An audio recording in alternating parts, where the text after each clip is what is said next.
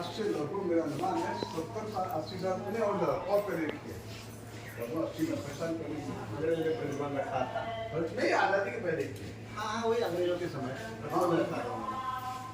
भारत भारती नाम से थी। हम क्या थे, क्या हो गए और क्या हो गए हम लोगों के।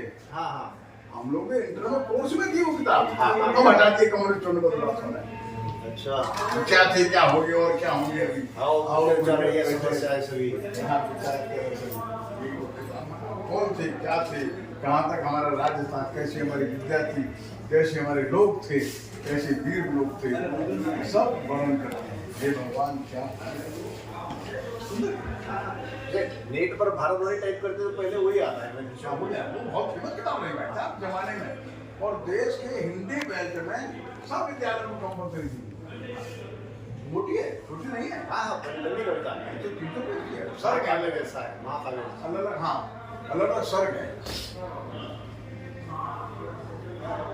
कैसी कृषि थी, कैसा दूध था यहाँ, कैसा ज्ञान था यहाँ, कैसे विद्यालय थे, कैसे आचार थे, कैसे ऋषि से, कैसे तपस्वी थे। ये था मेरा देश। वो तो ऐसी है कि हर भाषा में होनी चाहिए। पता नहीं हर भाषा में आई कि नहीं आई। और पद्यात्मक भाषांतर थोड़ा आसान और सरल भी है, बहुत क्लिष्ट नहीं है। हाँ हाँ मैथिली नृत्य की एक शैली थी, वो बहुत सरल थी। और निराला जी की शैली ऐसी थी या जयशंकर प्रसाद थी, बहुत कम लोग समझ पाते थे। बहुत दुरूह भाषा लिखते थे, सरल भी लिखते थे। मूड में आ गया तो मूड में आ गया अच्छा लिखते थे, प्रोफेसर ही नहीं समझ पाया। क्या लिखना। हाँ राम की शक्ति की जाए, निराला की वही राम की शक्ति बड़ी कविता है, बड़ा खास। उसका पहला प्रश्न पूरा एक वाक्य। अच्छा इतना लंबा। हाँ उसमें लगभग मैं समझता हूँ 20 पंक्तियां हैं, लेकिन पूर्ण विराम नहीं आता। तो नीचे आने का भूल जाता है, ऊपर जाता है नीचे का भूल जाता है। चलेंगे चलो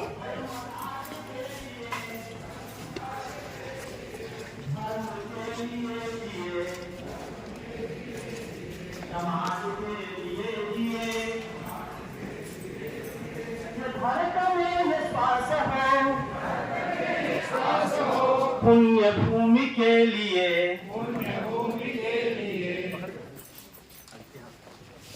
हमारे मुख्य अतिथि जी अभी यहाँ पर पधार चुके हैं। कृष्ण गोपाल जी शर्मा जी, सभी लोग एक साथ खड़े होकर उनका भव्य स्वागत करेंगे।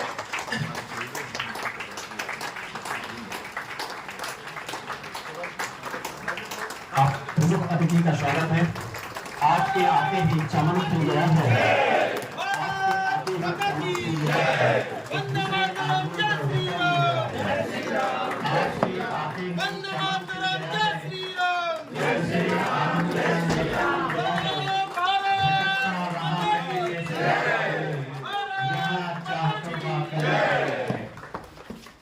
मैं चौकन्ना रह गया खुद की कमाल से, जब हवाओं ने जताया कि मेरा सखा है।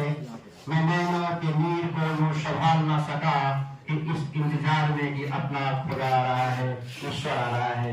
आपके आते ही चमन खिल गया है, एक दूसरे आदमी को वतन मिल गया है। जोरदार ताली।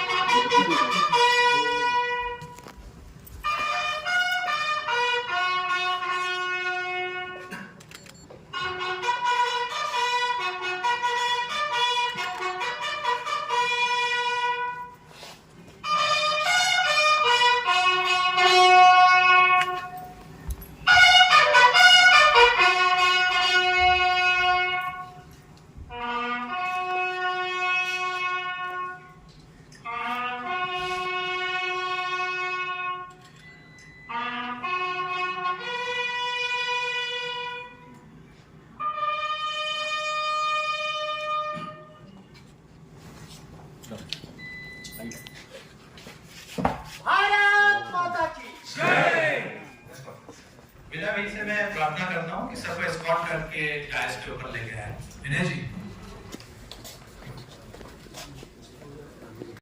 अग्नेय सुपथाराय समान विश्वानि देव वयुनानि विद्वान् विजो तस्मै जोरानमेनो भूयिष्ठां ते नमः उक्तिं विदेमः सहनावतु सहनौ भुनक्तु सह वीर्यं करवावहै तेजस्विनावधीतमस्तमा विदितावहै असतो मा सद्गमय तमसो मा ज्योतिर्गमय मृत्योर्मा अमृतं गमय तमेव माता च पिता तमेव बन्धुश्च तमेव विद्या तमेव सर्वं मम देव देव शुभं करोतु कल्याणं आरोग्यं धनसम्पदा सर्वे बुद्धि विकासाय दीप ज्योतिर्नमस्तुते दीप ज्योति परब्रह्म दीप ज्योति जनार्दन दीप हस्तु मे पापं दीप ज्योति नमस्तुते।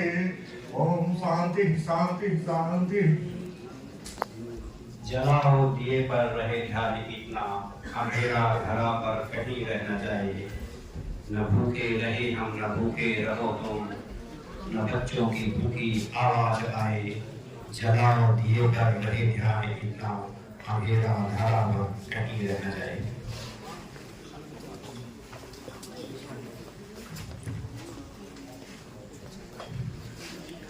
अब राष्ट्रीय टोली का स्वागत का यहाँ पर एक चक्र चालू होगा। उस कहते हैं ना कि मेहमानों का स्वागत अतिथि देवो भव। मैं अनुरोध करूंगा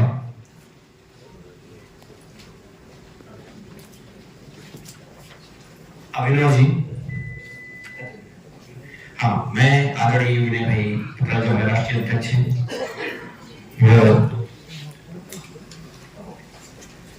विनय भाई का स्वागत करने के लिए मैं डॉक्टर रविंद्र पाटिल जी को यहाँ पर इनवाइट करता हूँ।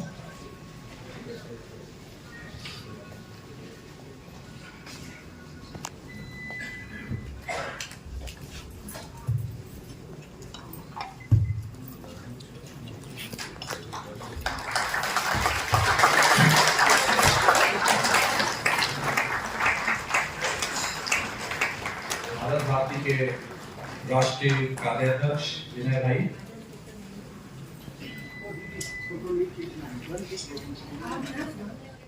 अब भारत भारती के जो ट्रस्ट के अध्यक्ष है हमारे सुभाष जी धवन, उनके स्वागत के लिए मैं डॉक्टर संजय डुंगरानी जी को यहाँ पर इनवाइट करता हूँ। संजय जी।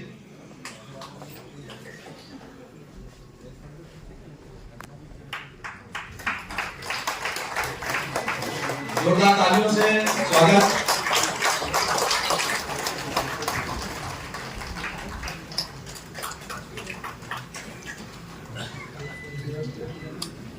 भारत भारती के राष्ट्रीय सचिव श्री रुद्र नारायण तिवारी जी के स्वागत के लिए मैं श्री अमरेंद्र जी मिश्रा जी को आमंत्रित करता हूं।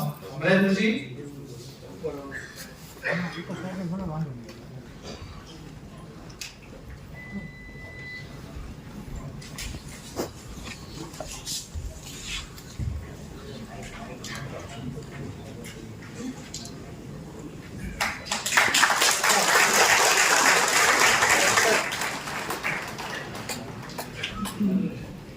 भारत भारती के राष्ट्रीय सह सचिव श्रीमती साधना राव जी के स्वागत के लिए मैं रविंद्र पाटिल जी को वापस से इनवाइट करता हूं।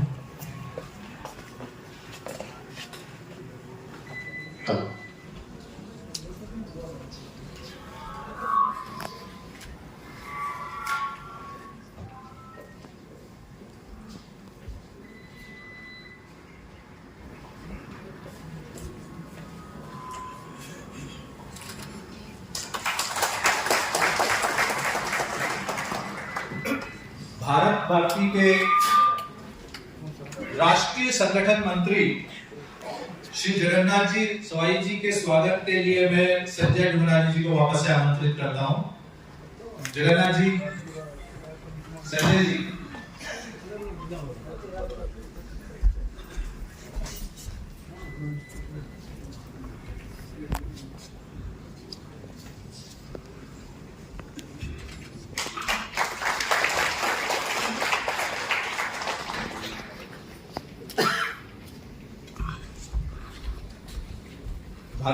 की राष्ट्रीय कार्यकारिणी के अंदर बहुत ही सक्रिय हमारे प्रकाश जी, श्याम प्रकाश जी बाबा जो है, उनके स्वागत के लिए मैं अमरेंद्र जी मिश्रा को यहाँ पर आमंत्रित करता हूँ। आइए प्रकाश जी।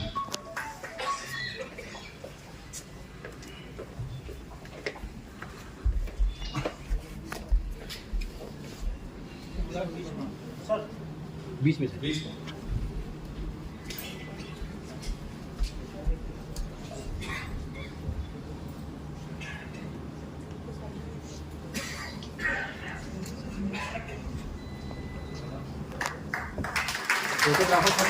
जोरदार तालियां।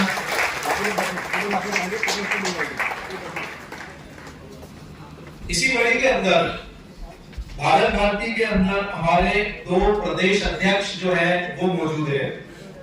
उनमें से सर्वप्रथम मेजर संजय मेहरोत्रा जी जो अग्निवीर शिक्षक भी हैं, उनका भी यहाँ पर सम्मान किया जाएगा। तो उनके सम्मान के लिए मैं उनको यहाँ पर आमंत्रित करता हूँ। सर जी वेलकम। आपके सम्मान के लिए जगन्नाथ जी।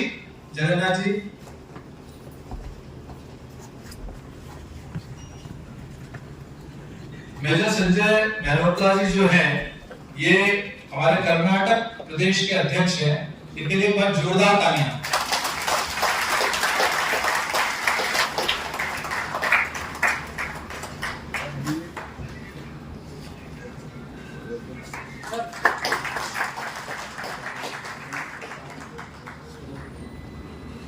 इसके बाद डॉक्टर अजय कुमार कार्डियोलॉजिस्ट है, बहुत बड़े डॉक्टर हैं, भारत भारती के अंदर बहुत ही लगन के साथ काम कर रहे हैं। केरला के प्रदेश अध्यक्ष है भारत भारती के। एक बार जोरदार तालियों से इनका स्वागत।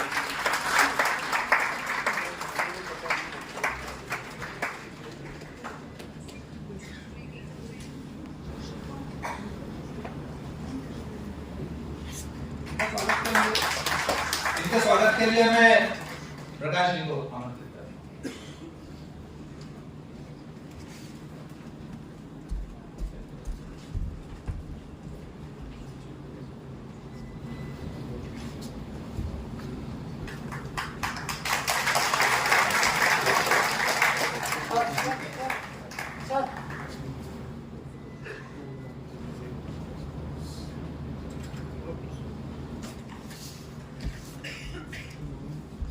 कार्यक्रम की अगली कड़ी में मैं हमारे माननीय जो मुख्य अतिथि हैं डॉक्टर कृष्ण गोपाल शर्मा जी, जो सरकार्यवाह है आरएसएस के अंदर, उनके इंट्रोडक्शन के लिए विनय भाई को यहाँ पर इनवाइट करता हूँ।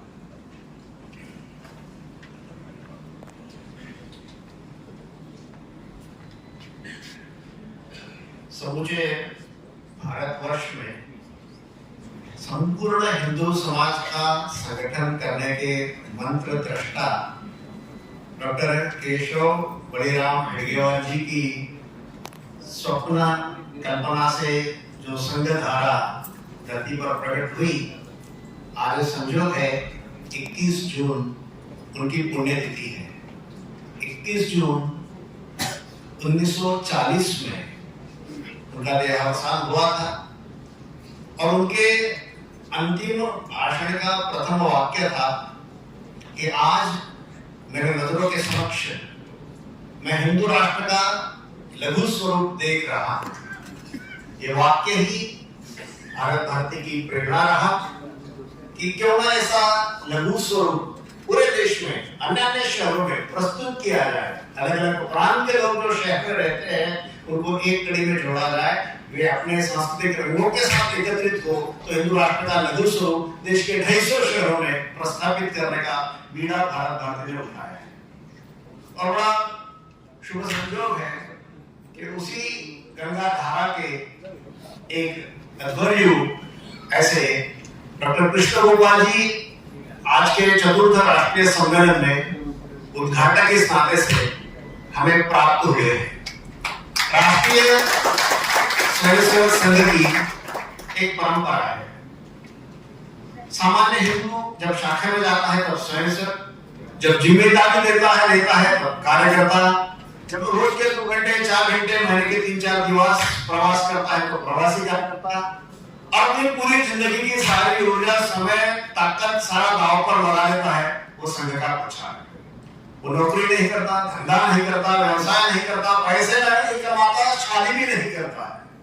जीवन के सारे सुखों के तरफ पीठ घुमा करके और उसकी सारे सुखों की रक्षा शरीर पर बंद करके एक फकीरी धारण किए हुए, no demand, no complaint, total dedication, postcard without address, जहां संघ कहेगा वहां जाकर के समाज के संगठन का काम करना, कोई श्रेय की अपेक्षा नहीं रखना। जैसे बादल का कोई आकार नहीं, कोई नाम नहीं, कोई प्रचार नहीं, केवल बरसना जानता है, वैसे बादल मतलब संघ के प्रचारक। उन प्रचारक श्रृंखला में से एक डॉक्टर कृष्ण गोपाल जी पढ़ाई से एमएससी पीएचडी पर्यावरण विषय में किए हुए हैं। अनेक वर्षों तक विभिन्न राष्ट्रीय स्वयंसेवक संघ की जिम्मेदारियां निभाते हुए ईशान्य भारत क्षेत्र में उन्होंने बहुत बड़ा काम खड़ा किया है। अनेक पुस्तकें भी इनके द्वारा लिखी गई है।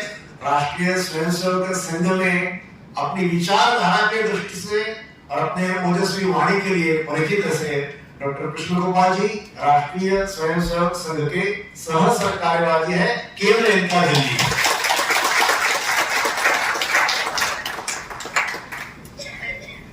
अभी हम हमारे मुख्य अतिथि डॉक्टर कृष्ण गोपाल जी शर्मा जी हैं का स्वागत करेंगे। स्वागत के लिए मैं अगेन विनय भाई और रुद्र नारायण तिवारी जी को आमंत्रित करता हूँ। स्वागत के अंदर एक और विशेषता है, आज हमारे बीच में भारत भारती के इस कार्यक्रम में नेपाल से कुछ सांसद भी आए हैं और वहाँ के लोग भी आए हैं और अपने साथ वो विशेष रुद्राक्ष की माला लेके आए हैं। तो वो रुद्राक्ष की माला से भी हम आज आपका स्वागत करेंगे।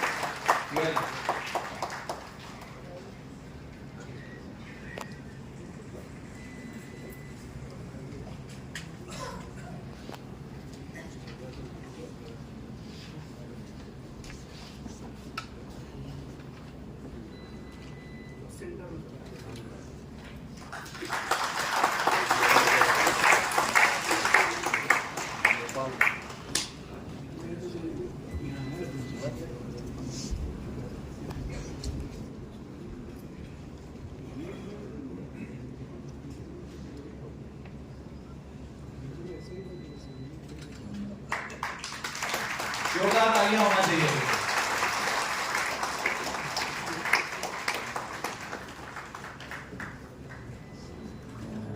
सर जी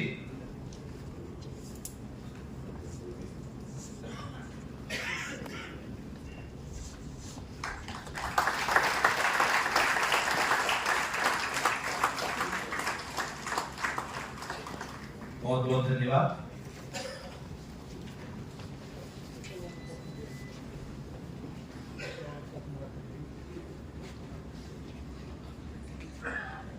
सम्मान की कड़ी में कि हम लोग क्या कार्य में लगे रहते हैं ना, इसलिए ध्यान से उतर जाता है यार। तो साधना जी जो है राष्ट्रीय सह सचिव है, इनके सम्मान के लिए मैं डॉक्टर रविंद्र पाटिल से बोलता हूँ। हो गया।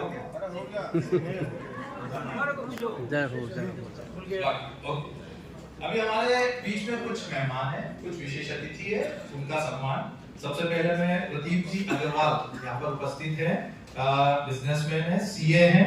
ये काफी सारी फार्मास्यूटिकल कंपनी जैसे शाइन कंपनी उसके डायरेक्टर हैं। इसके अलावा सेवा भारती गुजरात जो है उसके ट्रस्टी हैं और गौशाला भी चलाते हैं। 100 से ज्यादा इनके पास गिर गाय है, ऐसा मुझे पता चला है। तो आपका स्वागत के लिए यहाँ पर मैं इनवाइट करता हूँ और इनका स्वागत जो है सर प्लीज इनके स्वागत के लिए मैं डॉक्टर कृष्ण गोपाल जी से अनुरोध करूंगा कि वो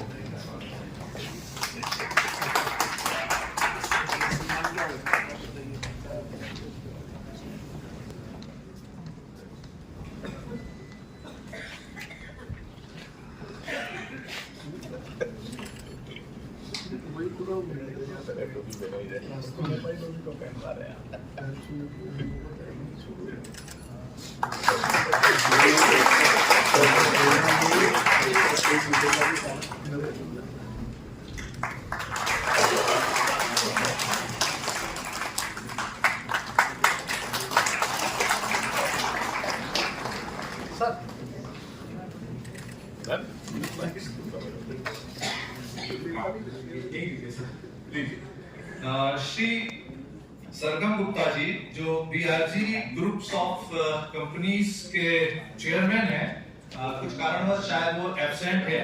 उनकी अनुपस्थिति में मैं मिस्टर प्रदीप सुथार जी को, जो जनरल मैनेजर है, बगल में जो हमारी होटल है उसके अंदर ये मैनेजर है, उनके भी ऑफ पे उनको बुलाता हूँ। क्या सम्मान प्लीज।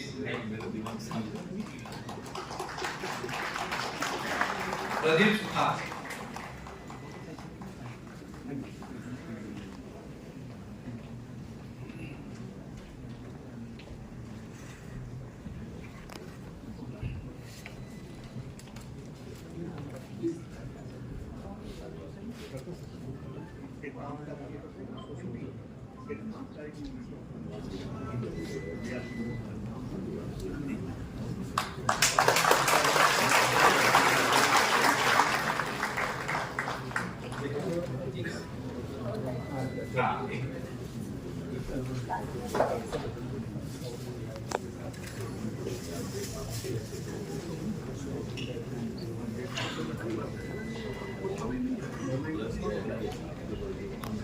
आप क्या सर?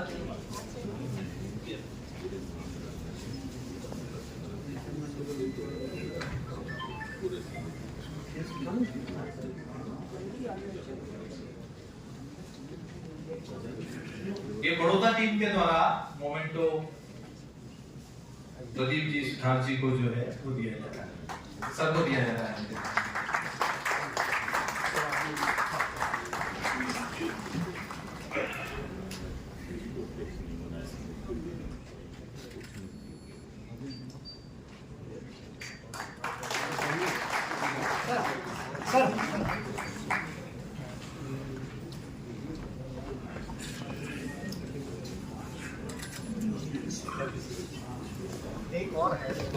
लास्ट एक श्री जयप्रकाश जी सोनी जी को मैं इनवाइट करना चाहूंगा। बड़ौदा बीजेपी के प्रेसिडेंट हैं, जोरदार तालियों से स्वागत कीजिए। इनका भी हमारे मुख्य अतिथि कृष्ण राव जी गोपाल जी को स्वागत करेंगे और इनका भी मोमेंटो के द्वारा स्वागत कीजिए।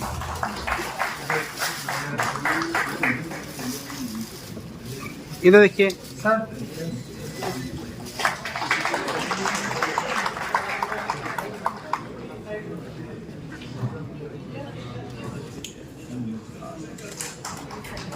राजेश केजरीवाल जी को भी मैं इनवाइट करता हूँ शाम से सम्मान बिना भेजे आग्रह करता हूँ।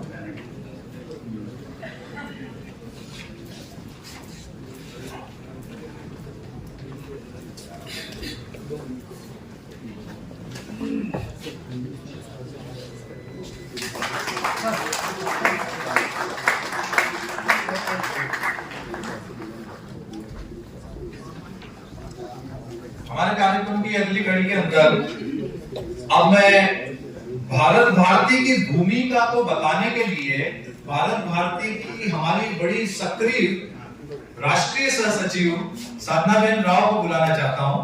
कृपया अपना वक्तव्य यहाँ पर आगे।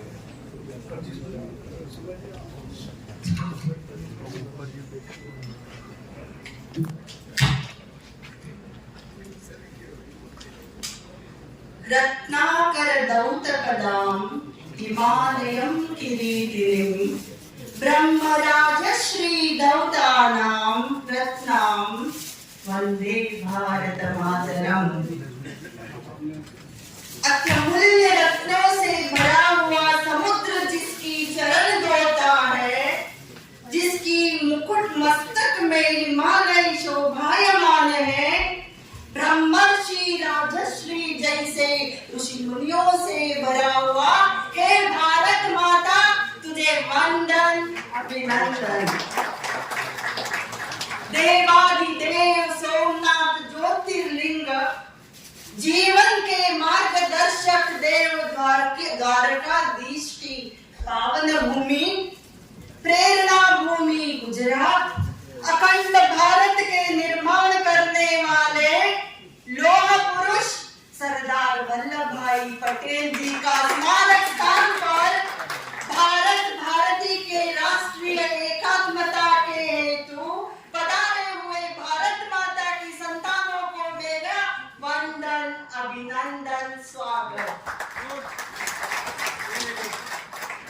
39 years 5 months 24 days के जीवमान में अगले 1500 years की कार्य करके गए।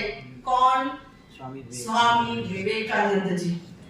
1897 में मद्रास में भारत के भविष्य में बात करते हुए उन्होंने कहा 4 करोड़ ब्रिटिशर्स 32 करोड़ भारतीयों के ऊपर शासन जगाने की कारण एक ही था, उनका संगठित होना और हमारा बिखराव होने का था। आप जब भी भारत देश को स्वाधीनता के साथ देखना चाहते हो, भारत को महान उज्जवल शक्तिशाली देखना चाहते हो तो संगठित होना जरूरी है। आज इस प्रांगण में भारत भारती संगठन द्वारा मोर देन 100 शहर से 22 स्टेट से लोग आए हुए, भारत की संतान आए हुए। इसके प्रेरणा भारत भारतीय संगठन से हुआ और हम सबको प्रेरणादायी श्री विनय भाई पत्रालय जी के वजह से हुआ। मैं आपको विनती करती हूँ आप अपने जगह पर खड़े रहकर हम सबको संगठित करने के लिए जोरदार तालियों से उनका अभिनंदन कीजिए।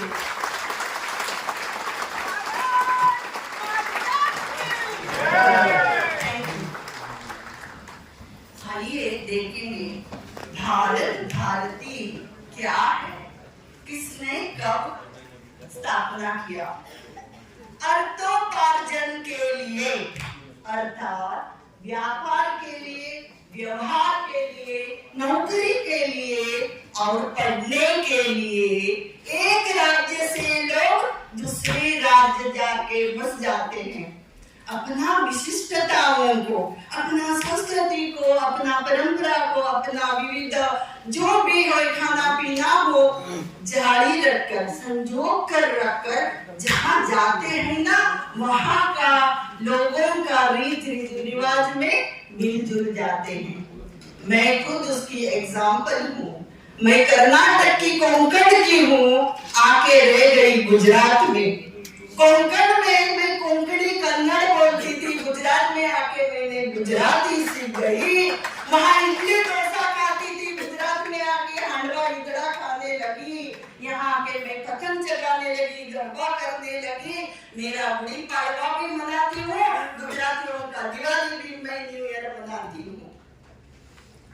भाषा अलग अलग है लेकिन भाव एक है, खाना पीना अलग अलग है लेकिन अन्न ब्रह्म एक है, त्योहार अलग अलग है लेकिन संस्कृति एक है, संप्रदाय अलग अलग है लेकिन ईश्वर एक है, देश राज्य अलग अलग है लेकिन भारत देश एक है।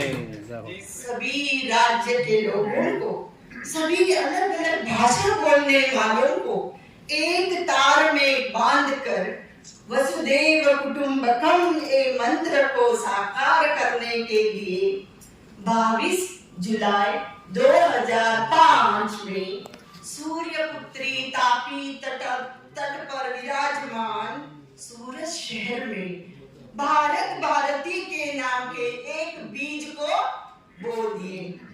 अगले महीने जब 2005 में बोए थे वो बीज आज नौजवान वृक्ष बन के सूरत में खड़ा है और उस झाड़ से, वृक्ष से जो निकला हुआ बीज को हम लोगों ने हमारा राष्ट्रीय टोली, हमारा कार्यकर्ताओं के सतत प्रवास से समस्त भारत के 22 राज्यों में बीज रोप दिया है। सिर्फ दोस्तों भारत में नहीं, अमेरिका में, दुबई में, नेपाल में भी हमने भारत भारती का बीज रोप के आए हैं। भारत भारती का कार्य का क्या है, उद्देश्य क्या है? भारत भारती 3 उद्देश्य के लिए संगठन बनाया हुआ है। नंबर 1, जन को जन से जोड़ने का। दूसरा, सभी राज्य के लोगों को भारत माता के प्रति प्यार जगाने का। सभी राज्य के लोगों को भारत मिट्टी के ऊपर गौरव जगाने स्थापना हो गया है। आज आपको पता है, आपके आंगन से वो मिट्टी को यहाँ लाके रखा है।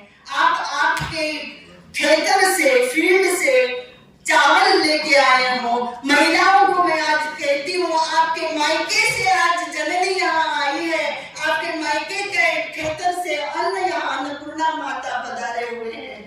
और ये अन्न है ना जो चावल लाए, सब लोग कल खिचड़ी के रूप में खा रहे हैं। देखिए, एक नारा है, जोड़ते रहो, साथ रहो, विकास करो। आपको पता है अपार्टमेंट कल्चर क्या है? दरवाजा बंद करके बैठते हैं, एक दूसरे को पहचान नहीं है। कब याद आता है? जब घर में कुछ होता है ना अनाहुत, तब पड़ोसी याद आता है, अरे मेरे घर में कुछ हुआ, कौन है? लेकिन भारती ने क्या किया? जन को जन से मिलाने के लिए एक कार्यक्रम की आयोजन किया, वो है रक्षाबंधन। रक्षाबंधन हम घर पे भी मनाते हैं, हम भी हमारा भाइयों को राखी बांधते हैं ना। भाई नहीं है तो धर्म के भाई बना के बाजू वाला हस्बैंड के भाई कोई भी उसको राखी बांधते हैं।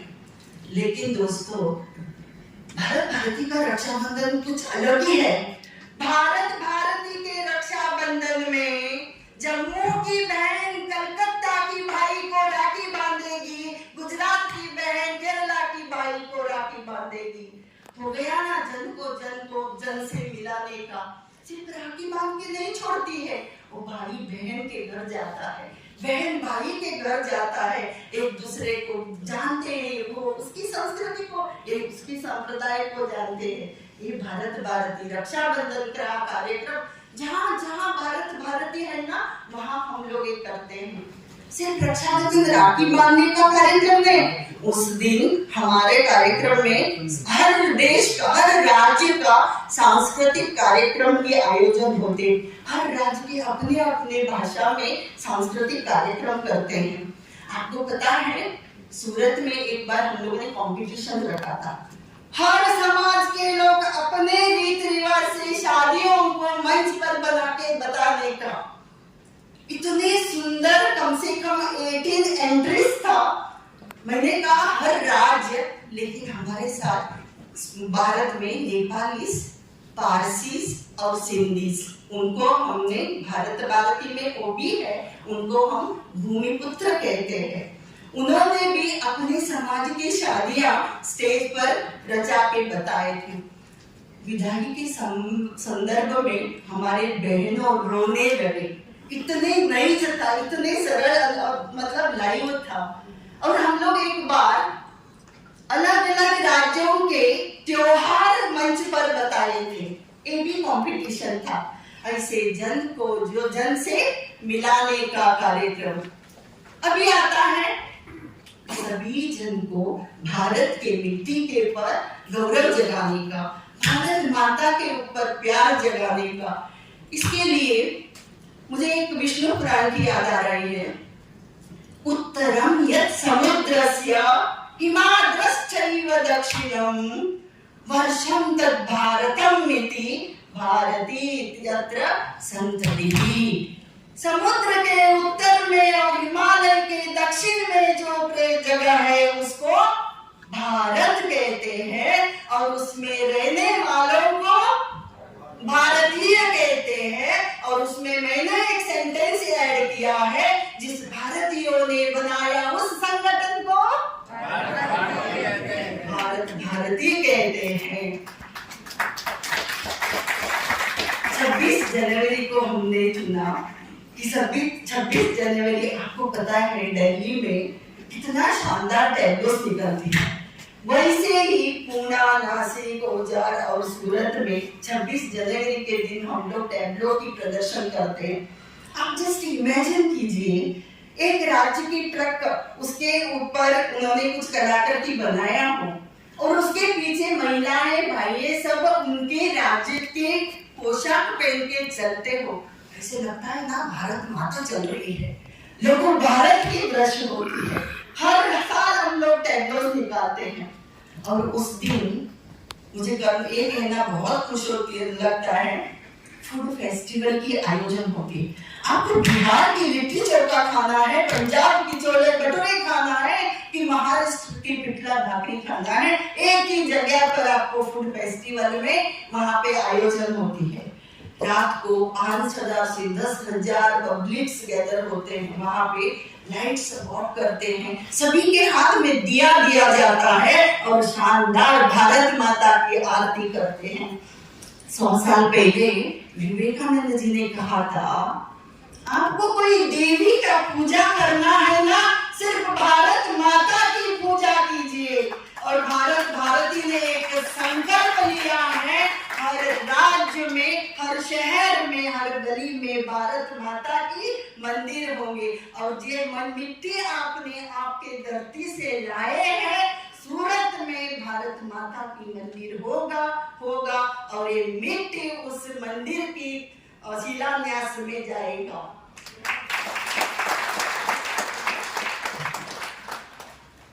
अभी इतना ही नहीं, ओनली रक्षाबंधन और 26 जनवरी नहीं, अभी मैंने कहा नारी सशक्तिकरण के लिए एक भारत श्रेष्ठ भारत के हम लोग प्रेरणा देते हैं। ये जो फूड फेस्टिवल है ना, हम लोग नारियों के द्वारा फूड फेस्टिवल चलाते हैं। आपको पता है Surat famous for textile and diamond. हमारे आज बहुत सूरत के भाइयों बैठे हैं, सभी के पास टेक्सटाइल के मिल्स है, बड़े बड़े मिल्स है। तो वहां जो कपड़ा का जो कट पीस रहता है ना, तो वो कट पीस हम लोग क्या करते हैं, उसमें से छोटे छोटे फ्रॉक बना के मनबंधु विस्तार में जरूरतमंद बच्चों को बांटते हैं। इसीलिए बच्चों को जिसको जरूर है उनको कपड़ा मिल गया और महिलाओं को सशक्तिकरण हो गया। इतना ही नहीं है, हम सूरत में शिक्षण समिति के 4 स्कूल को दत्तक लिए हैं। दत्तक लेके उस स्कूल को इतने आधुनिकीकरण बनाया है, स्मार्ट बोर्ड, स्मार्ट क्लास, इतने टीचर्स प्रोवाइड कर रहे हैं। कोई मेहमान आते हैं तो हम स्कूल लेके जाते हैं ना, वो कहते हैं कि इंटरनेशनल प्राइवेट स्कूल है क्या, इतने हमने सुविधा दिया है। भाई और बहनों, February 14 एंटायर वर्ल्ड क्या मनाता है, वैलेंटाइन डे। लेकिन हमारे स्कूल के बच्चे उस दिन माता पिता की चरण धो के पूजा करते हैं और नवरात्रि के दिन हम कन्या पूजन करते हैं। ये तो बच्चों के लिए है। अब युवान बच्चों के लिए भी हम जरूरतमंद युवाओं को मेडिकल और इंजीनियरिंग पढ़ने के लिए फीस देते हैं। और आपको बताया, और एक दूसरे हम लोग आयोजन कर रहे हैं और मैं खुद गई हूँ IIT गुवाहाटी विद शोभन भाई और विनय भाई के साथ मैं गई थी। एक सर्वे के मुताबिक 2013 to 2023 more than 3,900 students suicide किया है। क्यों? मानसिक तनाव, व्यसन से। तो हम लोगों को लगा हमको कुछ करना चाहिए, तो हमने सोचा उनको माँ नहीं है तो उस गांव की एक मौसी और काकी और चाची कोई प्रोवाइड करे। तो स्थानिक पालक योजना का हमने एक अभियान चालू किया और हम वहाँ पे मीटिंग किए डायरेक्टर के साथ, वो भी कन्नड़िया थे। बात करने के बाद हम लोग बाहर आए, तभी मेरे पीछे 7-8 बड़े बड़े इंजीनियरिंग स्टूडेंट्स IIT गुवाहाटी के आके पूछ रहे, मैडम हमको कब गार्डियंस देंगे। उनके आंख में पानी था। मतलब जस्ट इमेजिन कीजिए, हमारे बच्चे भी हॉस्टल में पढ़ते हैं तब भी हम घर पे बर्थडे नहीं मनाते, हम त्योहार नहीं मनाते। वैसे उन बच्चों को ताकि मैं घर से दूर हूँ, होम अवे फ्रॉम होम, उनके लिए हम स्थानिक पालक योजना का एक अभियान चालू किया है। बहुत लोग आए हैं कि हम उनको दत्तक लेंगे। कुछ नहीं करना है। आज मैं आपको यहाँ अपील कर रही हूँ, आपके शहर में IIT यूनिवर्सिटी में बाहर राज्य के लोग आके पढ़ते हैं, वहाँ आप जागृत हो जाइए, आप आगे आइए। मैं 2 बच्चों को, मैं 2 स्टूडेंट को दत्तक लूंगी और मैं उसका देखभाल करूंगी। सिर्फ आपके घर में लाने का, पिलाने का, उसके साथ आधा घंटा बैठ के बात करने का, बस वो बच्चे का जिंदगी बन जाएगा। ऐसे हम लोग बहुत कार्यक्रम करते हैं। कोरोना के टाइम में घर घर में रोटी बनाने का एक कार्यक्रम किया। लाखों रोटी बनाए और एक ही जगह पर सब्जी बनता था, उसको पैकेट से बांध के हम लोगों ने जहाँ जरूरत है वहां पे हम बांट दिए थे। और मदर महोत्सव, नशाबंदी के ऊपर अभियान के ऊपर motivational camps, blood donation camp, medical camp, ऐसे बहुत बहुत बहुत करते हैं। आप बोलेंगे इतना सब काम करते हो, फायदा क्या है? पहले बार मुझे मीटिंग में बुलाए थे भारत भारती में 2009 में। मुझे लगा कुछ मेंबर बनाने का होगा एमएलए में, मैं नहीं जाऊंगी। वहां जाने के बाद मुझे पता लगा नहीं, शत्रुघ्न सिन्हा आ रहे हैं भारत भारती के कार्यक्रम में, मैडम आपके स्कूल के एक कल्चरल प्रोग्राम चाहिए। उस दिन 2009 में मैं जुड़ी थी भारत भारती के लिए। मैं मेरी प्रिंसिपल जॉब की रिजाइन देके सिर्फ भारत भारती के लिए प्रवास करती हूँ।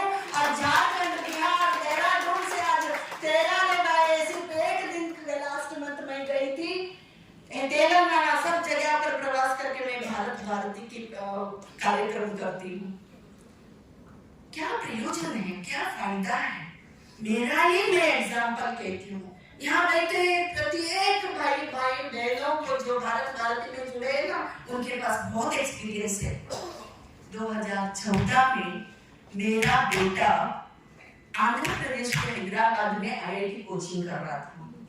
2014 में एक फोन आता है, मम्मी यहाँ पे कर्फ्यू हो रहा है, तेलंगाना राज्य डिवाइड करने के लिए पत्थर मार रहे हैं, आग लगा रहे हैं, हम गुजरात के 4-5 बच्चे हैं, हमको यहाँ से हटा दो। मुझे पहले याद आया भारत भारती। 2009 के पहले मैं किसी को जानती नहीं थी। 2009 में मैं जुड़ने के बाद हर राज्य के भाइयों को जानने लगी। मैंने पहले कॉल किया, जो आदमी, जो भाई सूरत में रहते हो और वो आंध्रा के, उनको कॉल करके बता दिया इसे इसे है, बच्चों को वहां से निकालना है। सूरत में बैठे बैठे आंध्रा का भाई ने पुलिस के वैन हॉस्टल में भेज के वो बच्चों को उसमें बिठा के एयरपोर्ट तक भेज दिया। एक काम सिर्फ भारत भारती के वजह से हुआ। सूरत के एक प्रतिष्ठित आदमी बेंगलुरु घूमने गए थे। रात को 2 बजे उनका कार का मशीन खराब हो जाता है। उनको याद आता है सूरत में भारत भारती है, उसमें हर राज्य के लोग जुड़े हुए हैं, कर्नाटक के लोग भी होंगे। उन्होंने हमारे सचिव तिवारी जी को कॉल किया। तिवारी जी ने एक शेट्टी भाई थे बेंगलुरु के, सूरत में रहते थे, उनको कॉल किया।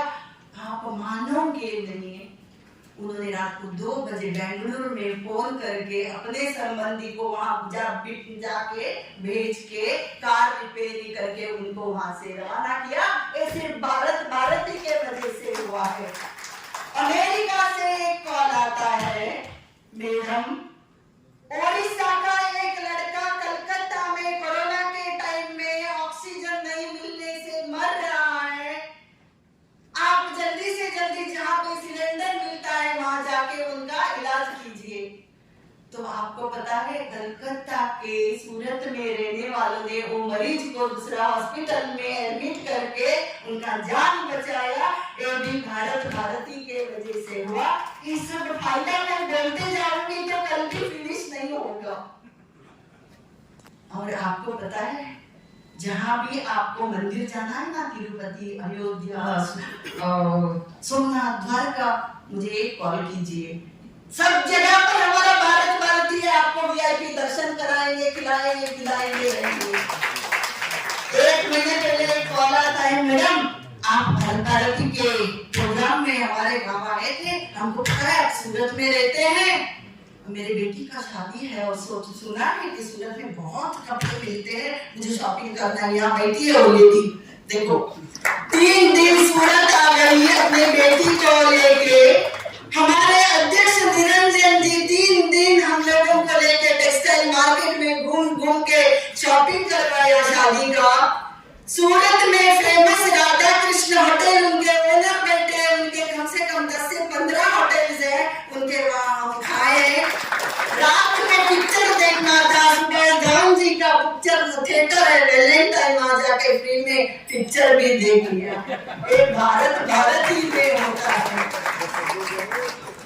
इसीलिए मैं कहती हूँ जुड़ते रहे। गाना तो ऐसे जुड़ गया है ना, हर जगह पर भारत भारती का शंखनाद करेंगे। आखिर में अटल जी का एक काव्य को मैं कहना चाहती हूँ। ये भारत एक जमीन का टुकड़ा नहीं है, ये जीता जागता राष्ट्र पुरुष है।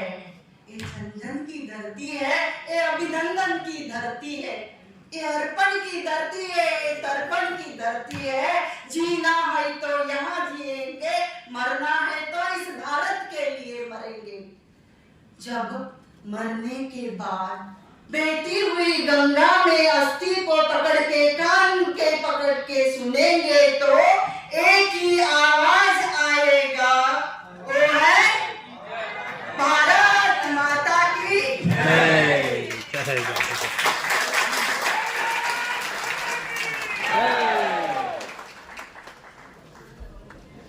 बहुत बहुत धन्यवाद साधना जी।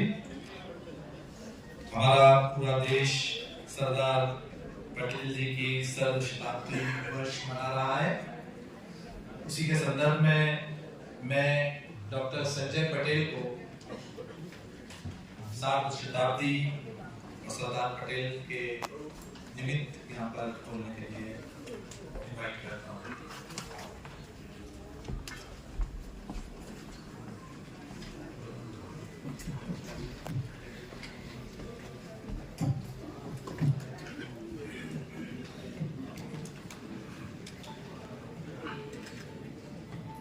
भारत माता की जय। आदरणीय मंच और मुख्य अतिथि डॉक्टर कृष्ण गोपाल जी के स्वागत करते हुए चतुर्थ राष्ट्रीय अधिवेशन एवं लौह पुरुष सरदार वल्लभ भाई पटेल की जन्मभूमि नडियाद और कर्मभूमि पूरा भारत है। सरताज है सरदार गुजरात के, सरताज है गुजरात के, लेकिन सरदार है पूरे हिंद के।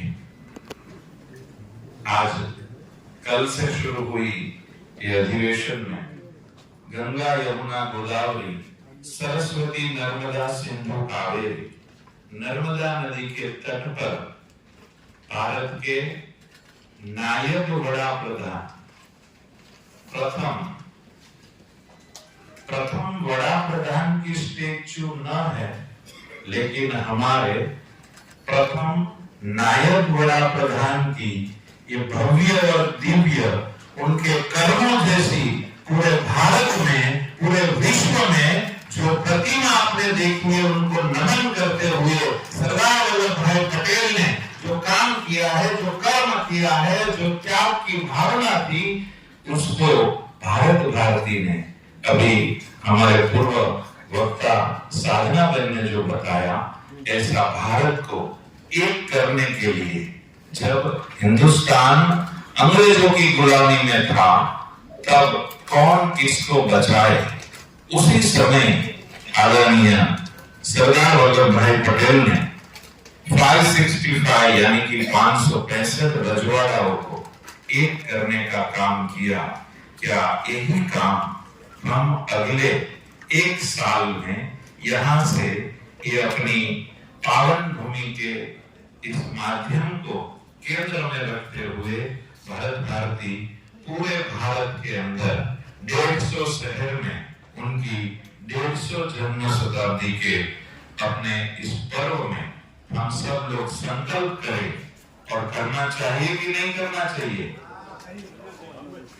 तो सरदार वल्लभ भाई पटेल को यही श्रद्धांजलि रहेगी मेरे हिसाब से कि हम आज के इस अधिवेशन के माध्यम से कैसे सरदार वल्लभ भाई पटेल के जीवन के अंदर जो पूरे उनकी जीवनी है, उसमें से हम क्या सीख ले, क्या हम इंस्पायरेशन मिले कि मेरे इस पूरे जीवन को सरदार पटेल को कहना है तो यहाँ वक्त बहुत कम है, लेकिन मेरी बात अभी यहाँ पर मैं पूर्ण करूं उससे पहले सरदार पटेल जैसा त्याग, सरदार पटेल जैसा उनका सीना वो कहीं न कहीं किसी के पास नहीं है।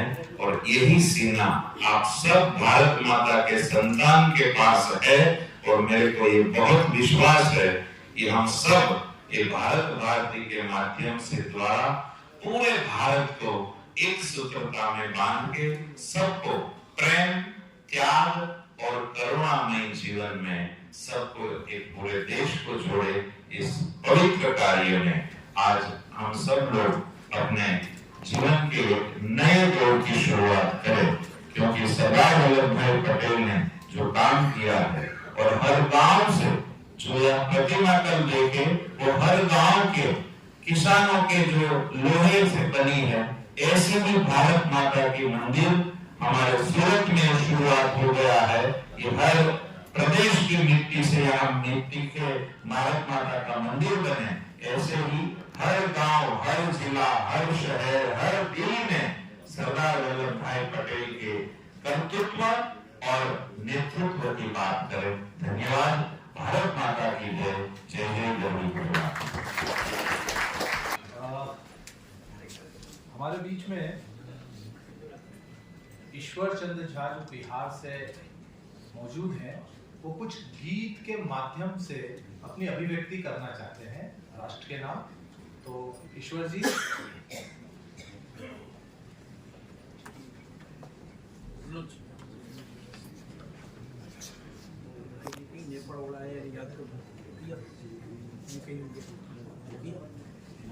सिंधु स्रोत से हिंदू सिंधु तक रहते आए रहते हैं, इस धरती को मां कहते जो हिंदू उनको कहते हैं, हिंदू उनको कहते हैं, हम हिंदू उन्हें ही कहते हैं। संप्रदाय हो चाहे जो भी, पूजा का कुछ ढंग रहे, प्रांत जाति का प्रश्न नहीं, कुछ कोरा काला रंग रहे, सब समाज से अपनापन हो, सुख दुख में नित संग रहे, राष्ट्र देह परिपुष्ट बनाने जुटे सदा जो अंग रहे, मिलकर बढ़ते चरम शिखर तक, मिलकर संकट सहते हैं, इस धरती को मां कहते जो हिंदू उनको कहते हैं, हिंदू उनको कहते हैं, हम हिंदू उन्हें ही कहते हैं।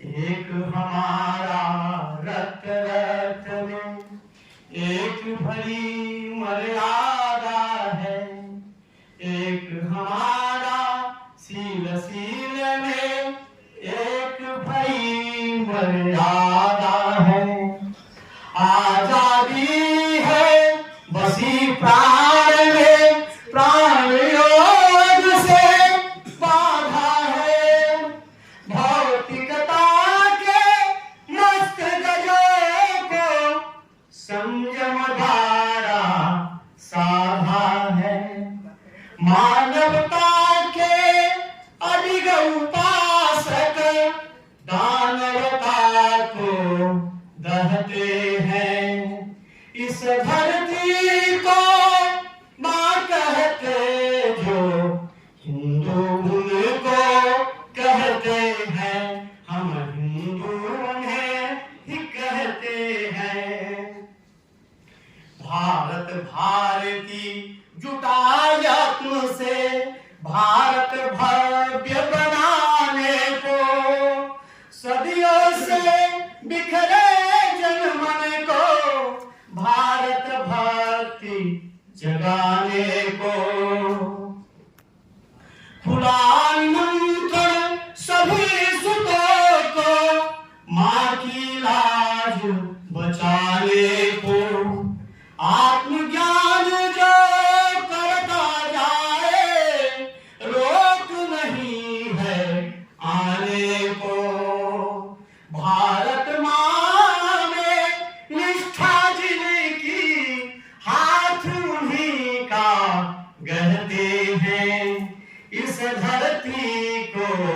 माँ कहते जो हिंदू उन्हें ही कहते हैं, हम हिंदू उन्हें ही कहते हैं, हम हिंदू उन्हें ही कहते हैं।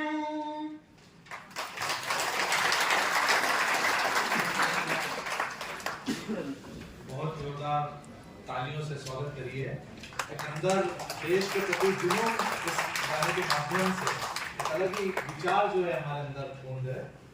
अब मैं इंतजार की घड़ी जो है उसको समाप्त करता हूं और हमारे बीच में जो हमारे मुख्य अतिथि उनको यहाँ पर अपना वक्तव्य देने के लिए आमंत्रित करता हूँ। सर प्लीज जोरदार तालियों से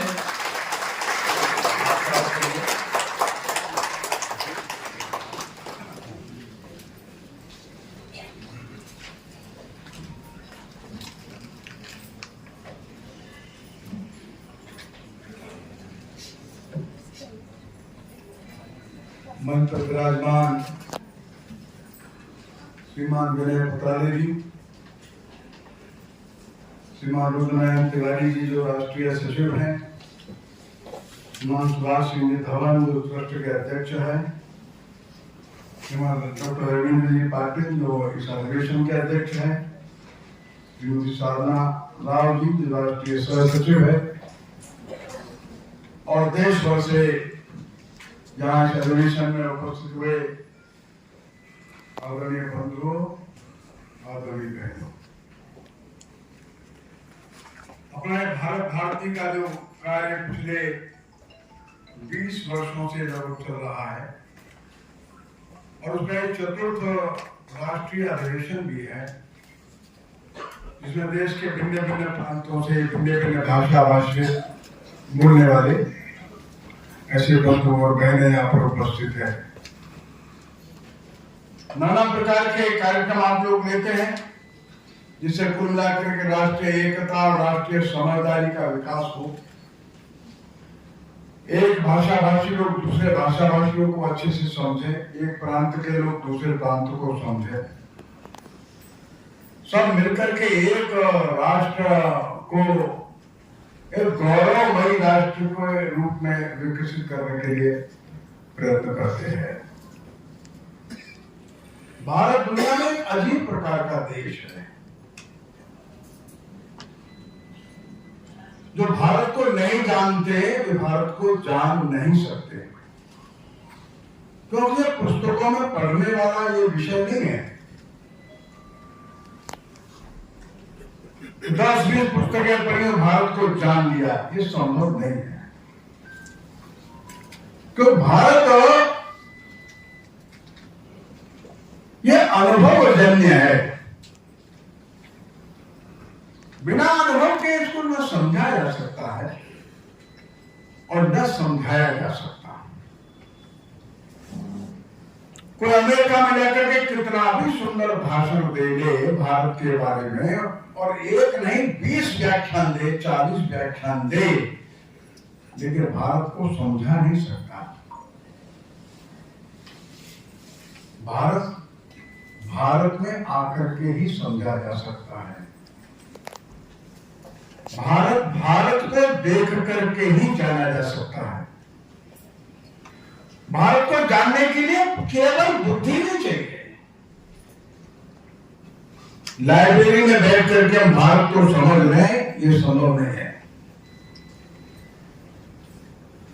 क्यों? भारत के जमीन का बड़ा भारी टुकड़ा रहने वाला समाज, अनेक भाषा बोलने वाला समाज, ये भारत इतना मात्र नहीं है। इतना होता तो समझ में आ सकता था।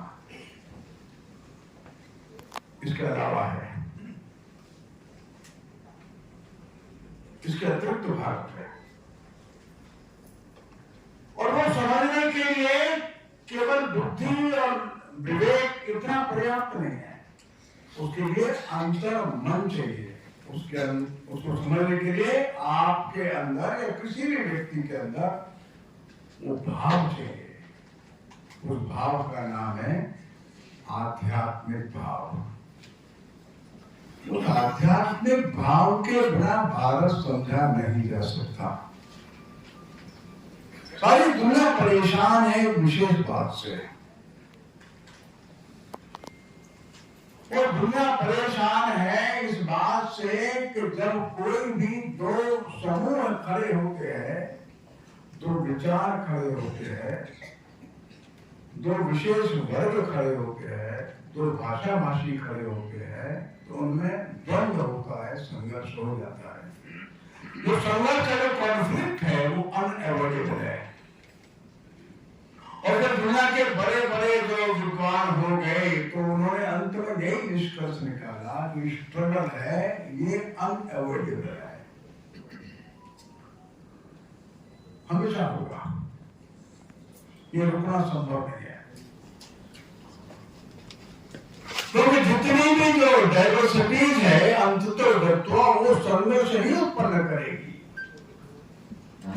काले लोग गोरों के साथ मिलकर के नहीं रह सकते, क्योंकि काले हैं ये गोरे, ये दो डाइवर्सिटीज है। ये यूक्रेन के लोग रशिया के लोग मिलकर नहीं रह सकते, क्यों? ये दो डाइवर्सिटीज है। ये फ्रेंच है, ये जर्मन है, मिलकर नहीं रह सकते, क्यों? ये दो लैंग्वेज की डाइवर्सिटीज है। ये पुर्तगीज है, ये स्पेनिश है, ये दो मिलकर नहीं रह सकते, क्यों? ये डाइवर्सिटीज है। ये शिया और ये सुन्नी है, मिलकर नहीं रह सकते, क्यों? ये दो डाइवर्सिटीज है। ये जो मैं गिना रहा हूं ये अनंत है, इनफिनाइट है।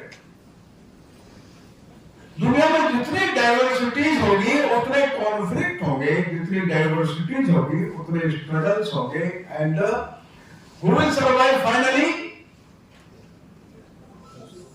जो स्ट्रॉन्गेस्ट होगा वही विल सर्वाइव। यह हमारा सिद्धांत है, या फिर अलग हो। आप जर्मन के लोग हैं, जर्मन भाषा बोलते हमारे रहेंगे, अपना देश बना लीजिए अपना। हम फ्रेंच हैं, हम फ्रेंच में रहेंगे, हमारे साथ मत रहिए या दूर रहिए। एक लिमिटेड रिलेशनशिप रखिए बस। सारी दुनिया इस डाइवर्सिटीज को संभाल नहीं सकी, और डाइवर्सिटीज को, विविधताओं को, भिन्नताओं को संभालने के लिए उन्होंने जो नीति अपनाई वो खतरनाक थी। जब गोरे लोगों ने नीति अपनाई, जब अमेरिका में गए वो काले मिले, काले मिले, काले को खत्म कर दो, ये पॉलिसी उन्होंने अपनाई। और जितना हो सकता था 20 लाख जो ब्लैक लोग को मार दिए। जो जाने वाले लोग अंग्रेजी बोलते थे और स्पेनिश बोलते थे, स्पेन के लोग भी गए थे, अंग्रेज लोग भी गए थे अमेरिका में, वहां की जो बोलियां थी सब बोली खत्म कर दिए। नहीं, दो भाषा नहीं, एक ही भाषा चाहिए बस। दूसरी भाषाओं को सहन ही नहीं होती है। केवल जो जहां अंग्रेज गया उस अंग्रेज ने वहां की भाषा को दबा दिया और अंग्रेजी स्थापित कर दी। जहां फ्रेंच गए उन्होंने फ्रेंच स्थापित कर दी, जब स्पेनिश लोग गए उन्होंने वहां की बोली भाषा खत्म कर दी, स्पेनिश स्थापित कर दी।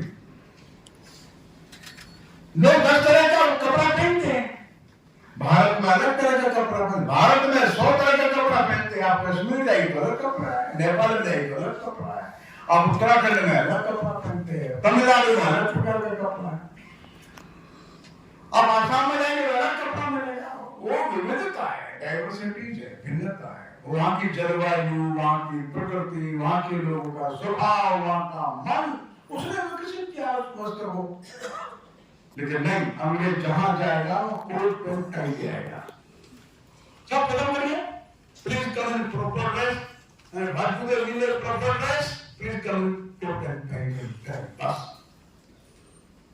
जहां अंग्रेज जाता था और भाषा, बोली, वस्त्र और आपका जो तौर तरीके हैं, एटिकेट्स है, मैनर्स है, वो जो करता वो चाहिए। और सारी डाइवर्सिटीज को, विविधताओं को खत्म कर देना और अपनी ही बात उन पर थोप देना, नहीं मानते तो उनको मनवाना जबरदस्ती, ये पश्चिम का तरीका है। हमारा रिलीजन सही है, ये मानिए, रिलीजन मनवाने की कोशिश करेगा। भारत ने इस समस्या का समाधान कैसे ढूंढा? ये समस्या तो आज की थोड़ा है, हजारों साल पहले की समस्या थी। जब उत्तर भारत के लोग जगह जगह गए होंगे और दक्षिण भारत के लोग उत्तर भारत की ओर चले होंगे तो उनको विविधता दिखी होगी। आज से हजारों साल पहले जब शंकराचार्य केरल से उत्तर भारत में गए तो भाषा को लेकर झगड़ा थोड़ा हुआ कोई।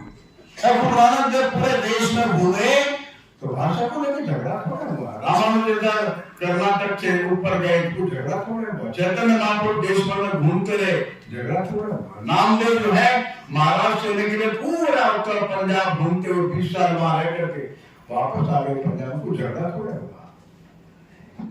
कोई भाषा भाषी नहीं हुआ। असम के शंकरदेव थे, पूरे हिंदुस्तान में घूम करके वापस आ गए, कोई झगड़ा नहीं, कोई बात नहीं। तो भाषा, बोली, खान पान, पूजा करने की पद्धति, वस्त्र का पहनाव, अपने अपने उत्सव, इन सब में एकत्व को कैसे देखा, वन्यास को कैसे देखा और उसको स्थापित कैसे किया?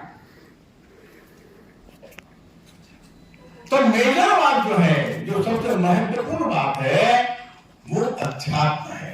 आज के विश्व में अपनी साधना की उस महान अवस्था में ये अनुभव किया कि हम दो नहीं है, एक ही है। ये दो देखना ये भ्रम है, दो देखना अज्ञान है। मेरा और तेरा ऐसा देखना मूर्खता है, अज्ञान है। सर्वत्र एक ही देखना, एकत्व ही देखना, वही ज्ञान है। और इसका अभ्यास करो, अभ्यास करो, अभ्यास करो। जैसे माता पिता को अपना बेटा अपना लगता है, ये एकत्व है। लेकिन ये भाव थोड़ा थोड़ा बढ़ता है तो पड़ोसी के बच्चे भी अपने लगने लग जाते हैं। पड़ोसी का बालक आ गया तो घर में खाना खा लेता है, और आगे बढ़ता है तो पूरा गांव अपना लगने लगता है, और आगे बढ़ता है तो पूरा देश अपना लगने लगता है। ये एकत्व का विकास है, अपनत्व का विकास है। और सर्वत्र ईश्वर का जो दर्शन है, सर्वत्र उसी ईश्वर को अनुभव करना है, यही ज्ञान है, यही अध्यात्म है, और कुछ नहीं है। हमें तो जो कुंभ में गए होंगे, जो कुंभ में गए होंगे उनको अनेक प्रकार के अनुभव आए होंगे। 60-70 करोड़ लोग आते हैं कुंभ में, हर भाषा के लोग आ जाते हैं, गांव के गांव चल देते हैं। बहुत छोटे बच्चों को छोड़ जाते हैं, घूम जाएंगे, दिक्कत आ जाएगी, छोटे बच्चों के लिए व्यवस्था करके पूरा गांव चल देता है, महिलाएं चल देती है, पुरुष चल देते हैं, सब। कौन भाषा बोलते हैं तमिलनाडु के, कौन समझता है, कौन नहीं समझता। लेकिन वहां हजारों जगह लंगर चल रहा है, भंडारा चल रहा है। अम्मा जी आओ, आओ अम्मा जी, भोजन, अम्मा जी प्रसाद, बाबा दादा चाचा भैया प्रसाद पा के जाओ, प्रसाद पा के जाओ। कौन खिला रहा है, कौन खा रहा है, कोई पता ही नहीं चल रहा है। ये एक आत्मा है। खिलाने वाला हिंदी भाषी हो सकता है, खिलाने वाला पंजाबी भाषी हो सकता है, खिलाने वाला गुजराती है, खिलाने वाला मराठी है, कौन भाषा भाषी है, मतलब ही नहीं है। क्यों? क्यों खाने वाला ईश्वरीय तत्व को लेकर के आया है। उसके अंदर का ब्रह्म जो है, उसके अंदर का जो शिव है, उसके अंदर का जो राम है, वो भोजन कर रहा है, वो गंगा स्नान करने के लिए आया है। बंधुओं, अनंत विविधताओं में इस मौलिक आध्यात्मिक दर्शन ने एक विशेष प्रकार के एकत्व की सृष्टि कर दी।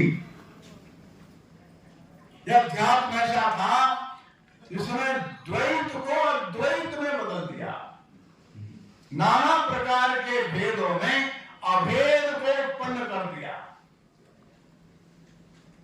कोई किसी को गिराना नहीं लगता। थोड़ी देर पहले लोग बात कर रहे थे, हमारे केदारनाथ में, बद्रीनाथ में, गंगोत्री में हमारे संगठन के कार्यकर्ता अस्पताल चलाते हैं, तो कल भी वहां पर 2600 मरीज पहुंच गए वहां के अस्पताल में, केदारनाथ में।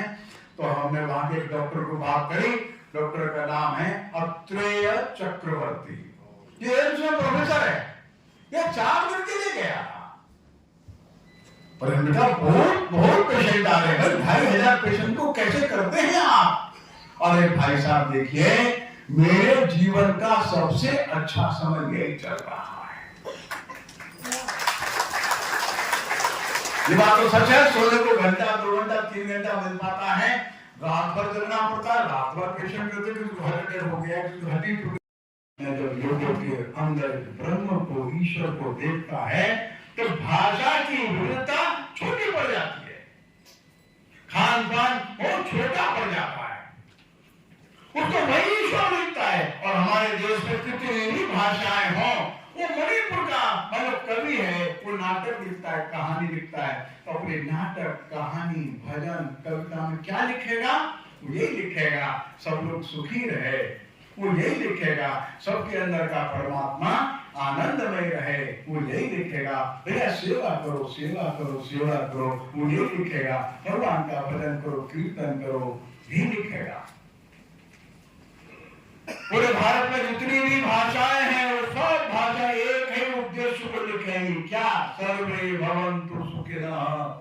तो तमिल है, तेलुगु है, कन्नड़ है, मलयालम है, पंजाबी है, सिंधी है, नेपाली है, गुजराती है, वो अवधी है, चाहे ब्रज है, चाहे वो मैथिली भाषा है, चाहे वो असमिया है, बंगला, उड़िया, कोई भाषा हो, सर्वे भवन्तु सुखिनः को नहीं मानती, कोई भाषा नहीं है, कोई भाषा नहीं। सर्वे माने सर्वे, सर्वे माने तो इंडोनेशिया का हो, तो इथियोपिया का हो, तो इंग्लैंड का हो, तो अमेरिका का हो, काला हो, गोरा हो, महिला हो, पुरुष हो, वो कोई भी पंथ और मत को मानता हो, कोई संप्रदाय को मानता हो, किसी की पूजा करता हो, अमीर हो, गरीब हो, सुखी रहे भैया, आनंद से रहे। ये जो है, this is the condition president, ये मूल उद्देश्य है हमारे देश की भाषाओं का।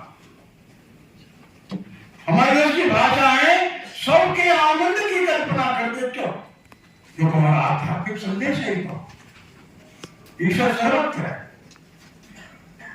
ईश्वर सर्वत्र में भेद खाएगा।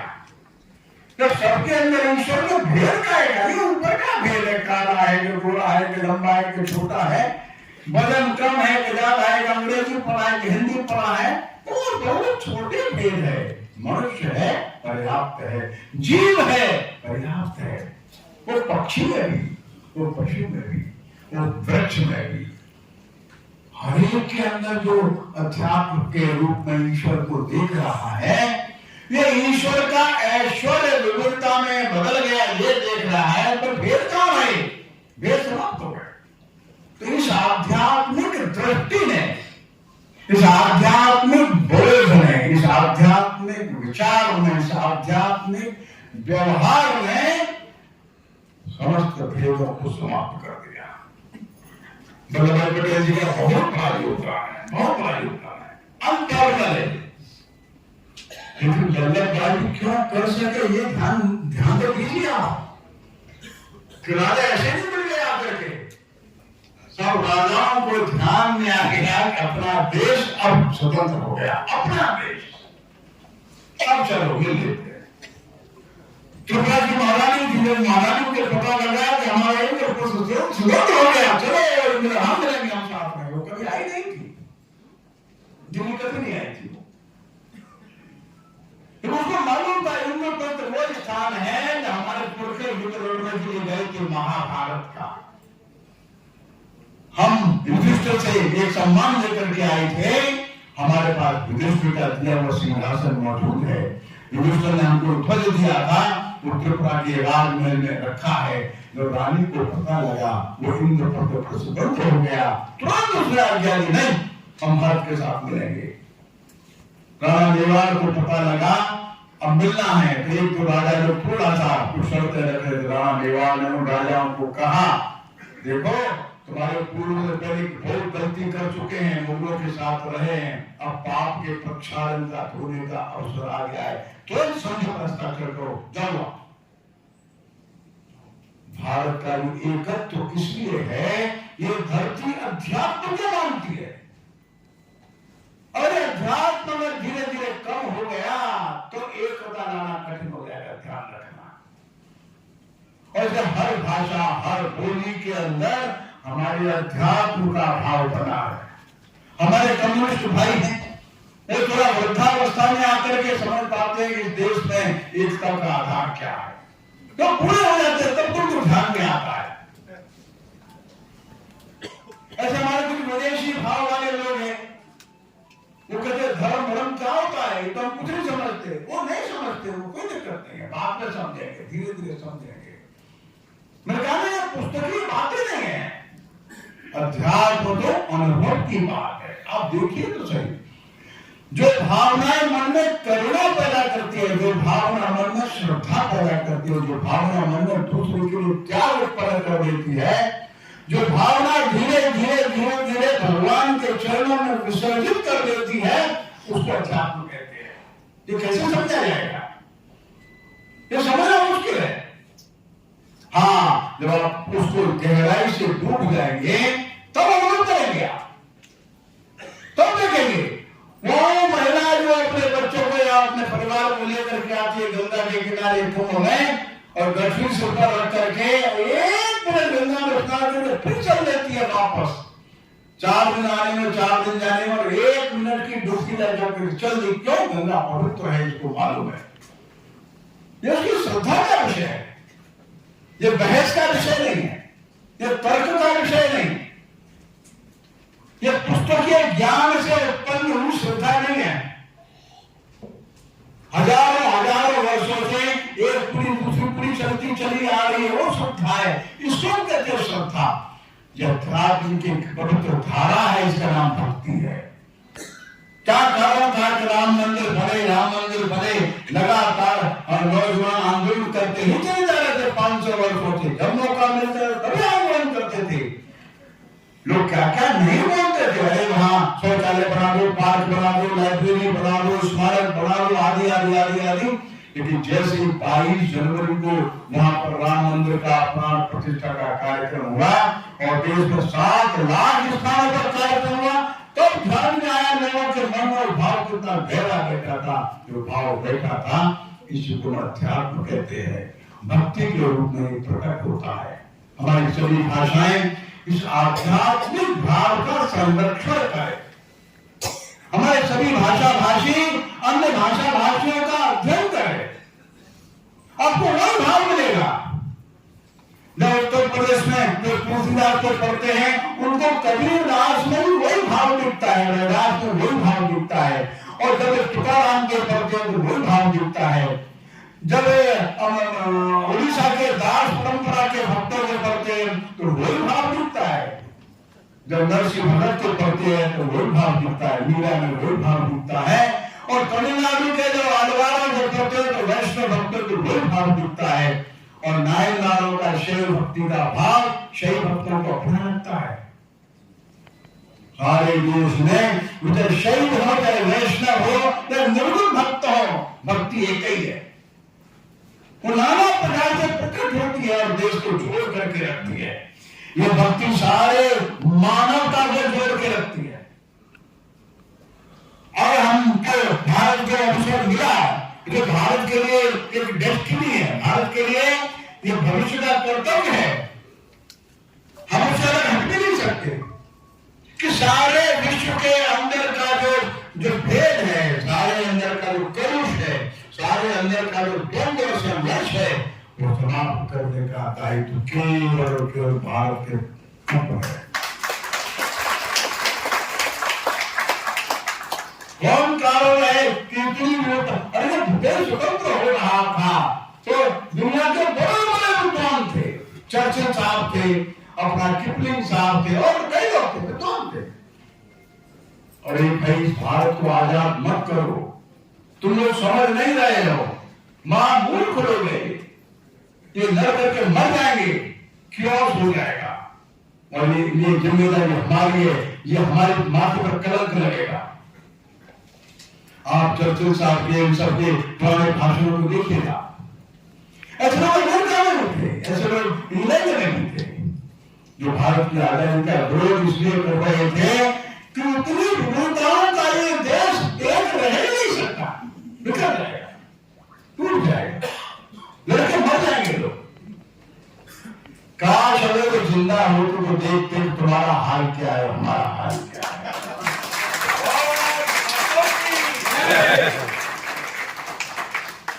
जो यूनाइटेड किंगडम है, यूके को बोलते, ब्रिटेन बोलते हैं ना, ये ब्रिटेन में 4 भाषाओं के लोग थे। तो पहले आयरिश के अलग हो गए, हम नहीं रहेंगे यूके के साथ। अब जो दूसरे आयरिश और है, एक आयरलैंड और है, इंग्लैंड के अंदर है, ये 120 साल से आंदोलन कर रहे हैं हमारे रखेंगे। स्कॉटिश लोग बड़ा आंदोलन कर रहे हैं, और 4 ही राज्य थे, स्कॉटलैंड, आयरलैंड, इंग्लैंड और वेल्स। इंग्लैंड एक है, ये तीनों आंदोलन कर हमको अलग करो। और स्कॉटलैंड में वोटिंग हुआ था तो भी 45% लोगों ने कहा अलग होना चाहते हैं, फिर 5% कमी रह गई है, वो तैयारी कर रहे हैं। 15 साल बाद 10 साल बाद जब दोबारा प्लेबसाइट होगा तो वो भी अलग हो जाएंगे। ये अपने को एक नहीं रख पा रहे, पूरा रूस बिखर गया, लिथुआनिया, लेटविया, अजरबैजान, कजाकिस्तान सब अलग हो गए, 18-19 अलग हो गए, एक नहीं रह सकते। यूएसए भी एक है, क्यों? क्योंकि सबका फेडरल कॉन्स्टिट्यूशन है, 50 राज्यों के संविधान अलग अलग है, नाम मात्र का यूएसए। ध्यान रखिए, कोई अंदर भावना नहीं है यूएसए के नाम के देश की। दुनिया में कोई देश ऐसा धरती पर है ही नहीं जो अपने समाज के अंदर उस धरती के प्रति भक्ति का, श्रद्धा का मात्र भाव पैदा कर सके। वो हम हैं जिन्होंने अपनी भारत भूमि के प्रति संपूर्ण प्लेनेट पर we are the only persons, we are the only public, हम अकेले जन हैं, we are the only people जो धरती के अनन्य भक्ति का भाव पैदा करती है। क्या बात है कि अभी भी कम से कम 40 लाख व्यक्ति केदारनाथ जाता है दर्शन करने के लिए, तमिलनाडु, केरल, कर्नाटक, कौन सा जिला यहाँ से नहीं जाता। तब कितनी लंबी कठिन चढ़ाई चढ़ता है, 22 किलोमीटर पैदल चलता है, 12,000 फुट पर जाता है, -2-3 टेम्परेचर पर रात को चुपचाप बैठा रहता है, दर्शन करके भाग आता है। ये भक्ति है जो हमने पैदा की इस देश के प्रति, धरती के प्रति। ये भक्ति एक बना के रखती है। दुनिया के पास ये मास्टर क्यों नहीं है, हमारे पास है, हमारे पास। और ये आवश्यकता यह है, भाषाएं सारे दुनिया में झगड़ा करा चुकी हैं, सारे दुनिया में भाषाओं के झगड़े, ध्यान में रखना। भारत अकेला ऐसा देश है जो सैकड़ों बोली और भाषाओं की बात एक है। अमेरिका का एक बड़ा विद्वान हो गया, उसका नाम mark Twain, father of American literature कहते हैं, मार्क ट्वेन। भारत के बारे में बड़ा सुंदर एक पैराग्राफ लिखा है, और अजीब सा पैराग्राफ है। बोलता है, India is a country, India is a country of 100 Nations, 100 languages, 1000 speeches and 2 million words. Bharat एक ऐसा देश है जिसमें दूसरे 100 नेशंस होंगे, 100 प्रकार की भाषाएं हैं, हजारों प्रकार की बोलियां हैं, 20 लाख देवी देवता है, लेकिन भारत देश एक है। मार्क ट्वेन लिखा है। हम कैसे हैं कि उनको समझ नहीं पा रहा है, कंफ्यूज है। कोई नहीं देखा दुनिया में एक भाषा का एक देश होता है, एक भाषा का एक देश होता है। ये 100 लैंग्वेज का देश कैसे है? एक रिलीजन का एक देश होता है, 20 लाख देवी देवताओं का एक देश है कैसे? हजारों बोलियों का एक देश है कैसे? आप गूगल पर मार्क ट्वेन अबाउट इंडिया आप डालेंगे, खत एक पैराग्राफ आएगा, ये आएगा। ये हमारी विशेषता है, हमारे पुरखों ने ऋषियों ने उत्पन्न किया। भाषा कोई सी हो, बोली कोई सी हो, धरती के भक्ति का भाव और सबके अंदर ईश्वरीय तत्व को देखना और सबके बड़ा परिवार मानना, इसलिए भाषा को लेकर संघर्ष लोग कराने की कोशिश करते जरूर है, होता नहीं है। क्यों?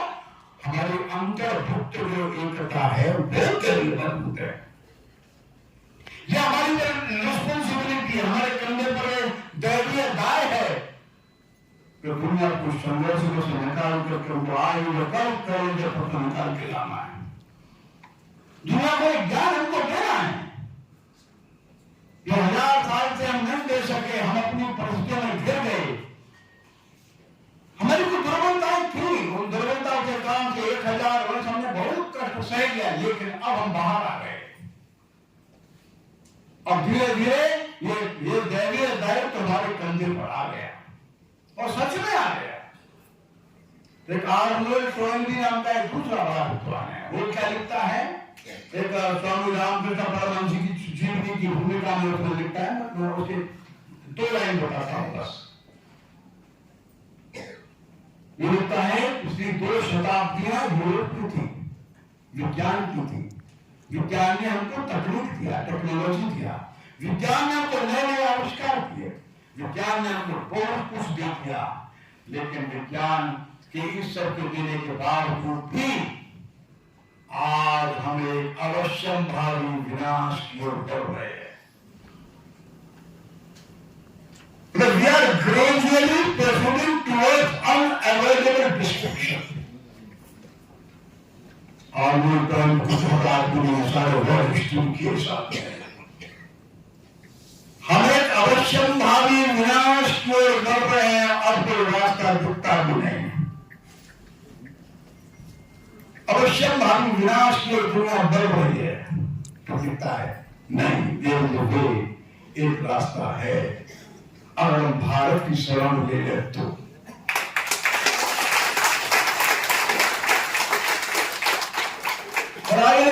Here we find a spirit. Bharat के बारे में लिखता है, now here in India we will find a spirit.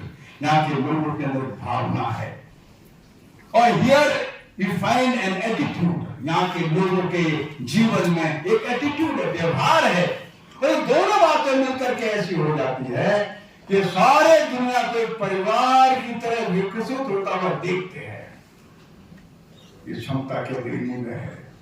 अनंत विविधताओं में, अनंत प्रकार के व्यवहारों में भी ये परिवार का भाव छोड़ते नहीं। ये हमारी स्पिरिट है और हमारा एटीट्यूड है, बस this is the only way. एकमात्र यही मार्ग बचा है, कोई मार्ग है नहीं। और इसलिए ये हमारे पर जिम्मेदारी है, हमको वैसा ही आदर्श प्रस्तुत करना। हमको, हम किसी प्रांत में रहते हो, हर प्रांत की भाषा का सम्मान करना है। हमने प्रत्येक भाषा को राष्ट्रभाषा कहा है, हर एक भाषा राष्ट्रभाषा है, हर एक भाषा के अंदर वही भाव है। और एक भाषाभाषी दूसरे भाषाभाषी का साहित्य पढ़े, हर प्रांत 10-20 पुस्तकें अपने भाषा की दूसरे प्रांत वालों को गिफ्ट दे। हर प्रांत में एक सेंटर ऐसा डेवलप करो जिस सेंटर पर, केंद्र पर सभी भाषाओं का अच्छा साहित्य आता जाए। बाद में उस साहित्य का अपनी भाषा में अनुवाद बना लो, नहीं है तो अपनी भाषा में अनुवाद करने का प्रयत्न करिए। अच्छा साहित्य बंगला में बहुत बड़ा साहित्य है, लेकिन वो साहित्य जो है मराठी में आ गया है, ये कहना कठिन है। मराठी में बहुत बड़ा साहित्य है, लेकिन साहित्य सारा तमिल, तेलुगु, कन्नड़ में आ गया है, कहना कठिन है। हमारे पास बहुत भाषाएं हैं, बहुत बड़ा साहित्य है, हमारे संतों का बड़ा साहित्य है, लेखकों का साहित्य है, कवियों का साहित्य है, नाटक है, कहानियां है, उपन्यास है। इस वजह अच्छा साहित्य ढूंढ करके प्रत्येक भाषा में इसका ट्रांसलेशन हो गया है, तो ट्रांसलेशन मंगाइए, अपने अध्ययन करने की रुचि जगाइए। हर प्रांत में कम से कम एक स्थान पर एक बड़ा ग्रंथालय बनाइए, जो सब भाषा भाषी लोगों के अच्छा साहित्य एकत्रित हो जाए, तो वास्तव में देश की एकता ये तो है ही है, ये मजबूत बनी है। छोटा मोटा उपद्रव करने वाले लोग उपद्रव न कर सके, उनको ऐसा अवसर भी न मिले। भारत के हर व्यक्ति के मन के अंदर जो भारत भूमि के प्रति श्रद्धा है, एकता को लगातार स्थापित करती रहेगी, और सभी के अंदर जो ईश्वरीय भाव है, ये कभी भी विखंडन को स्वीकार नहीं कर सकता। ये भारत का अध्यात्म है, जो विश्व को देने वाली एक बड़ी चीज है, बड़ी वस्तु है, और इसके पेटेंट हमारे पास है। मानवता के लिए दिए जाने वाला सबसे बड़ा कोई दान ज्ञान हो सकता है, सबसे बड़ी कोई पूंजी हो सकती है, सबसे अमूल्य कोई मणि हो सकती है, वो ये है जिसका नाम अध्यात्म है, हर भाषा में है। उसका संरक्षण करें, उसका संवर्धन करें, अपने गुरुतर दायित्व को ध्यान में रखें और राष्ट्रीय एकत्व के बोध को हम लोग विश्व मानवता का एकत्व है इसको लेकर के आगे बढ़े। सभी को मेरा विनम्रतापूर्वक नमस्कार।